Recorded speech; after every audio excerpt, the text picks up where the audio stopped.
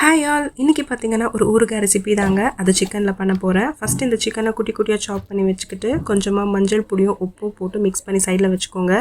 ஒரு பேனில் பட்டை, ஏலக்காய், வெந்தயம், பெப்பர், கடுகு, சீரகம், சோம்பு இதெல்லாமே நல்லா ரோஸ்ட் பண்ணி பவுடர் பண்ணி வச்சுக்கோங்க. அதுக்கப்புறம் டீப் ஃப்ரைக்காக எண்ணெயை விட்டு சிக்கனை ஒரு 7 to 8 minutes நல்லா ரோஸ்ட் ஆகிற வரைக்கும் ரோஸ்ட் பண்ணி சைடில் வச்சுக்கோங்க. அதே எண்ணெயில் சாப் பண்ணி வச்சுருக்கிற பூண்டு, கறி லீவ்ஸ், அதுக்கப்புறம் சில்லி பவுடர், கொஞ்சமாக டர்மரிக் பவுடர், அதுக்கப்புறம் இந்த ரோஸ்ட் பண்ணி வச்சுருக்கிற சிக்கனையும் ஆட் பண்ணி நம்ம கிரைண்ட் பண்ணி வச்சுருக்கிற மசாலாவையும் ஆட் பண்ணி ஒரு 1/2 tablespoon அளவுக்கு வினிகர் அண்ட் 1/2 லெமன் நல்லா ஸ்க்வீஸ் பண்ணி விட்டிங்கன்னா டேஸ்டி அண்ட் சிம்பிளான சிக்கன் ஊறுகாய் ரெடி ஆகிடும். இது சிக்கனில் செஞ்சதால் மேக்ஸிமம்னா 1 week மட்டும் வச்சு சாப்பிட்லாம். இதுவே நம்ம ப்ரான்லேயோ மட்டன்லேயோ பண்ணிங்கன்னா 1 month வரைக்கும் வச்சு சாப்பிட்லாம். ரொம்பவே டேஸ்டியாக இருக்கும். நீங்களும் ட்ரை பண்ணி பாருங்கள். எப்படி இருக்குன்னு கமெண்ட் பண்ணுங்கள். தேங்க்ஸ் ஃபார் வாட்சிங். பாய்.